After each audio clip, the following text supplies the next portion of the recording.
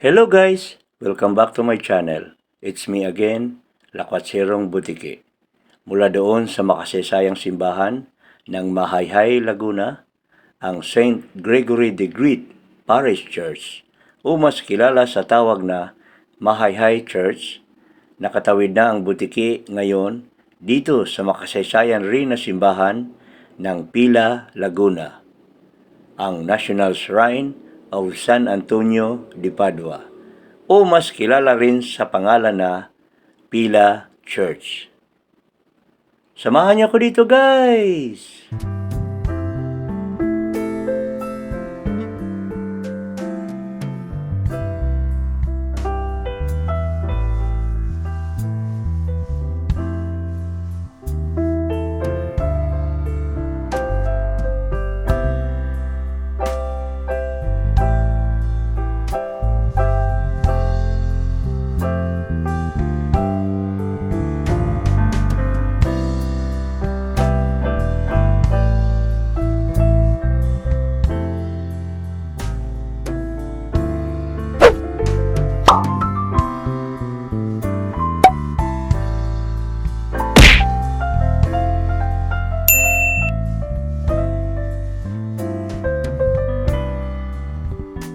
The Church of Pila, also known as the San Antonio de Padua Parish Church, is a church dedicated to Saint Anthony of Padua in the Philippines in 1578 and the first Anthonine Parish Church in the Philippines in 1581 and probably in Asia.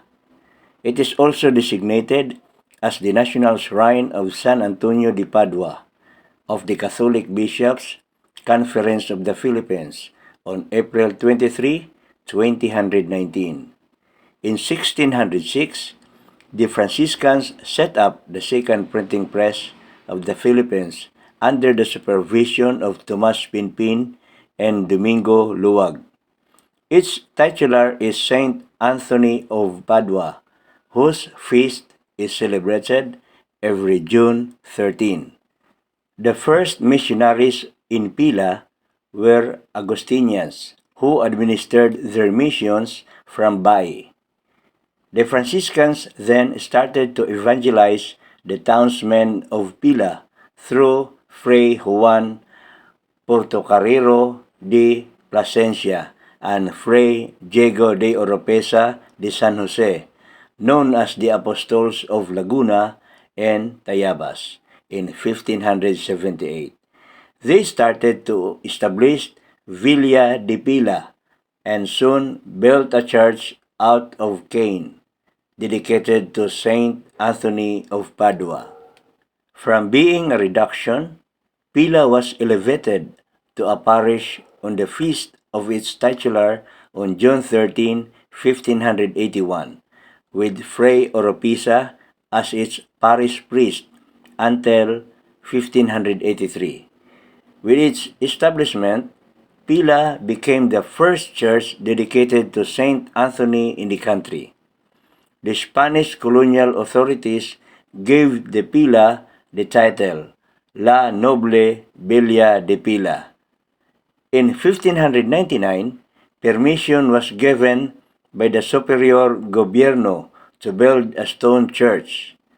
In 1617, the stone church and rectory was finished in Pagalangan or place of reverence.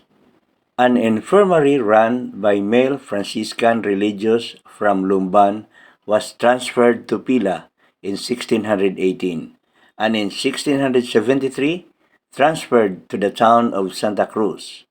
About 75 Franciscan missionaries retired and died at Pila's infirmary and were buried at the local cemetery. This included Fray Miguel de Talavera, died 1622, a prolific writer in Tagalog, and Fray Blas de la Madre de Dios, died 1626, ex-provincial and author of the earliest Flora de Filipinas. Manila Archbishop Fernando Montero de Espinosa, newly arrived from Madrid, also died here in 1644 on his way to take possession of his see. The oldest surviving church bell of Pila was cast on the centenary of the parish in 1681 with a Franciscan emblem and the inscription San Antonio de Pila. It survived British invaders in 1762 when the people of Pila submerged it in Laguna de Bay, facing the church. It is now the third oldest church bell in the Philippines. When a new stone belfry was built in 1890, the parish recast an undated old bell in honor of Saint Anthony in 1893. Today, the oldest bell of Pila is at the church convent. Due to flooding in Pagalangan, today's Victoria, the church and rectory were demolished and transferred to their current site in Santa Clara in 1800. The land where the Pila Church and Municipal Hall of Pila stands was donated by Felizardo Rivera, the recognized founder of Pila. The buildings were constructed under the direction of Fray Antonio de Argobejo and Fray Domingo de Valencia, the town contributing for it. Due to controversies surrounding the transfer of the church, the relocation took almost 2 decades to complete. From 1812 to 1835, Filipino secular priests served as acting pastors of Pila due to a shortage of Franciscan priests. These include Fray Lorenzo Samaniego, 1812 to 1816, Pedro de los Santos, 1816 to 1819, Pedro Alcantara, 1819 to 1826, and Rodesendo Aquino, 1826 to 1835. The present church and convent was built in 1849 by Fathers Antonio Argobejo and Domingo de Valencia. Both structures were badly damaged during the 1880 earthquake, in which the bell tower toppled. The bell tower was reconstructed by Father Damaso Bolanos and finished by Father Francisco de Santa Eulalia, and again rebuilt by Father Lope Toledo. The present rectory or convent or casa parochial is made of stone, constructed under the direction of Father Benito del Quintanar in the 1840s. Fray Benito also started the Archicofradia del Nuestro Señor Padre San Francisco, which was next in rank to the Venerable Orden Tercera or VOT of the Franciscan Order. The religious festival of Flores de Mayo, for which Pila is now well known, was introduced in 1888 by Fray Benito de los Infantes. In 1855, plans for a concrete belfry were drawn by the local architect and builder, Maestro Sebastian Badi, and was built after the 1863 earthquake. From being a camp town, Pila, including the parish, was rent asunder from 1896 during the Spanish Revolution until the American occupation in 1902, where attempts of takeover and reorganization of the government happened. American soldiers used the belfry and convent of Pila Church for more than a year. At this time, church properties were destroyed and looted. The first monument to the Sacred Heart of Jesus in the province of Laguna was inaugurated at the Pila Plaza during the town fiesta in 1922.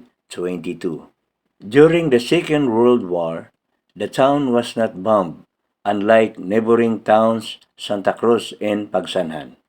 The parish was transferred from the Archdiocese of Manila to the Diocese of Lipa when the latter was erected in 1910, and finally to the newly established Diocese of San Pablo in 1966.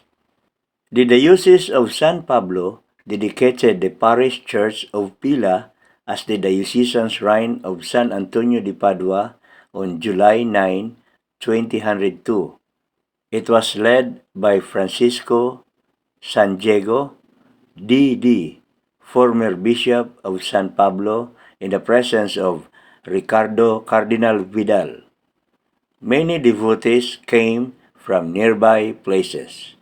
The church was elevated to a national shrine in 2019, becoming the first church under the jurisdiction of the San Pablo Diocese to receive such status, and the 25th shrine in the Philippines.